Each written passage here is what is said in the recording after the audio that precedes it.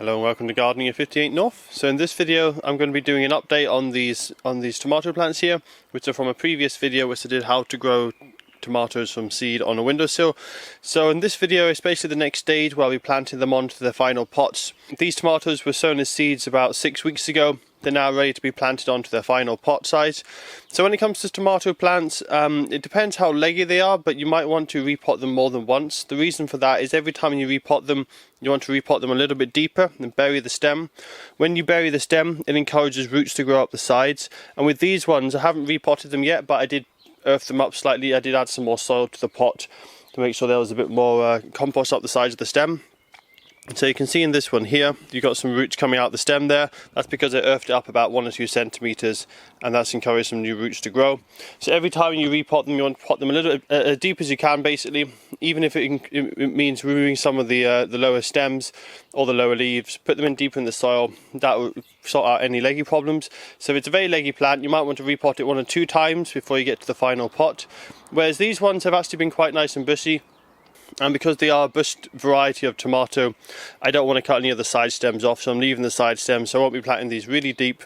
But if these were quite leggy and there was a lot of space between the soil and where the first 2 branches are coming out from, I would pot these onto a 1 or 2 litre size pot next. But because these are going into their final pots now, and because they're not too leggy, I'm just going to put them straight into the 5 litre pot. If they were a bit leggy, I'd put them into 1 or 2 litre first, and then after a few weeks pot them into the larger pot, and then just keep sinking the plant deeper and deeper until eventually the legginess is gone. So these are quite big plants now. As I say, it's been 6 weeks since I sowed the seeds. I've been keeping them really warm in a bright location. They put on good growth, and because these are a bush variety, they're branching nicely, so you can see lots of side branches coming on already, and you want to keep all those side branches. You don't want to prune them off. If you were to grow an indeterminate variety or a vine variety, and then you just let them keep growing up tall and you take all the side shoots off. But because this is for growing on a windowsill, I want to keep the plant small and bushy. A vine or an indeterminate variety would get far too large eventually, so I've gone for bush varieties. These ones are Tumbling Tom tomatoes, so they trail over the edge of the pot once they get to a certain age. They'll produce quite a bushy plant with lots of stems, and they won't ever get too large. So it's really a bush variety you want to go for. That way you just don't have to do any pruning, and they stay small, and it's well suited for a windowsill. So these will be fruiting in probably about 1 or 2 months time. There is already flower buds in some of the more developed plants. So you can see in this one, for example, there are actually a few flower buds just starting to form at the top there. They're going to flower in probably a few weeks time, and then a month or so we should get some red tomatoes starting to form. So let's go ahead now, get the pots ready and start planting up these plants.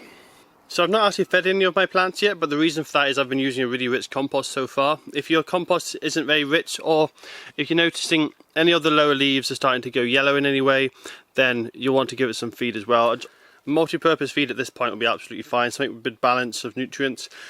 But as soon as your tomatoes start showing flower buds, such as mine are now, then you want to start using tomato feed. That's high in potassium, and that will encourage better flowering, and it will also produce more fruits.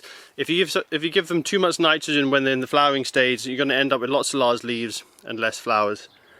So the compost you want to use, and this compost that I've been using, is a rich multi-purpose compost or a tomato compost. Mine's actually a tomato compost. If you can, try and find a tomato compost. They often don't sell them as individual bags, but what I've done is I've got a grow bag that was for tomatoes, open up that grow bag and just use the compost from the grow bag. Tomato compost is always really rich in nutrients.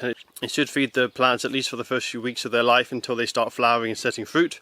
And all I've done with this rich tomato compost is I've added a tiny bit of loam from my parents' garden. I find that if you've got a compost that's just pure compost and not any kind of soil or loam in it, I find that once it dries out, it's hard to get wet again with watering, and the water just runs off the surface. A tiny bit of loam generally helps with that. So I've made sure it's nice and loose. I've got rid of any large lumps or compaction. Make sure it's nice and fluffy. You don't want the compost to be too compacted. You want the roots to be able to grow nice and easily through the compost, unhindered by any kind of compaction or any other obstacles. You can also add perlite to it. This compost is quite good. It's actually made out of composted wood fibres. It doesn't seem to get too wet and soggy. If you're using a peat-based compost, or if you're using another kind of compost that's quite heavy and gets really wet, you might want to add some perlite into it just so it doesn't get too soggy. Make sure there's enough airflow for the roots of the plant. But generally, when it comes to tomatoes, they don't need a really loose free draining soil because they quite like moisture and a lot of dampness, so it's okay to have it without any perlite as long as the compost is generally not too wet and heavy on its own. So I've got 4 plants, but I couldn't find 4 equally sized pots.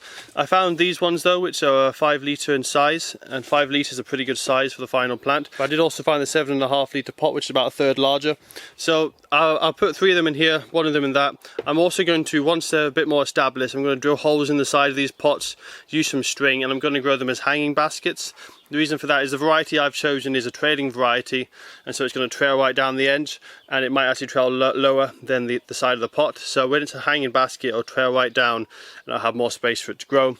If you're growing a variety which isn't a trailing variety, just a bush variety, you don't need to worry too much about hanging it up. But if you have got a trailing variety, it's quite nice to make hanging baskets out of them, and they do look quite ornamental when you got all the red fruit starting to ripen. So I'll just go ahead now, start filling these up and planting these tomatoes. So you can see the root system on these tomatoes is definitely in need of some more space. It's looking a little bit compact, but it's not too pot bound, so they're ready for planting. And I want to plant these right up to the top here, so I want to make sure it's completely buried the stem, and that will mean that loads of new roots will come out from the side here. And I'll scrape a bit away here, and so you can see some more of these new roots that have been coming out the stem. You can see there a lot of the new roots on this plant are coming out where it was buried. So when I bury this up to here, this will be covered in loads of new roots that will produce a much stronger plant, much thicker stems, and you should get a bigger plant with heavier crops for doing that. So I want to make sure I position it in the pot in such a way that it's going to be deep enough that it will be that the stem will be buried to a decent depth. The deeper you bury the stem, the better. With, as I say, with bush varieties, don't bury them quite as deep because you want all the side stems. But you can bury the past the side stems if you don't have a bush variety. So I'm just going to very gently firm down the soil, but I don't want to really compact it. I want to make sure the soil remains nice and loose, and so the roots can grow easily and freely through the pot. And now I'll just repeat this stage for all the other plants and get them all potted on.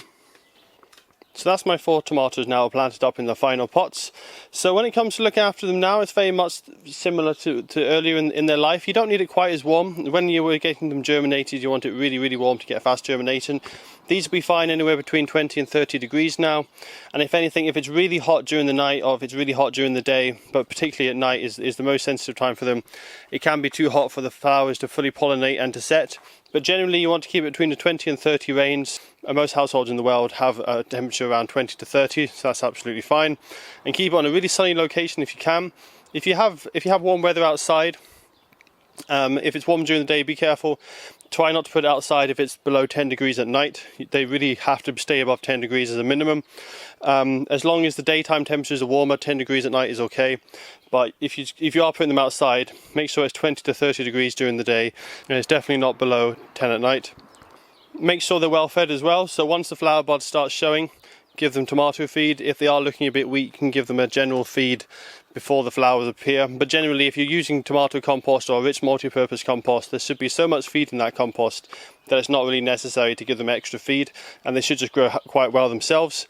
So once the flowers do appear, start feeding them. If they're outside, they should get pollinated.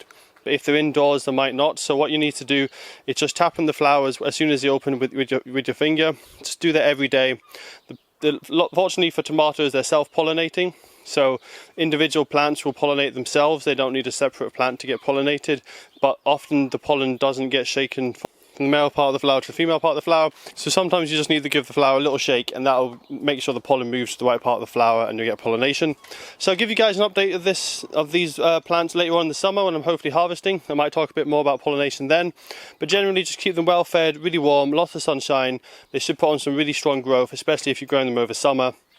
And they should start to put on some good crops. Now if you are growing bush varieties, which are the ones I'd recommend, there's no pruning needed whatsoever. If you aren't growing bush varieties and they're cordon varieties, take off all the side shoots, grow them up really long and tall, but generally I wouldn't recommend an indeterminate variety on a windowsill unless you've really got a very tall windowsill. So that's all for this update. I'll probably show you some pictures later on, or a quick video clip of me putting on the strings, tying them up and putting them in their final position.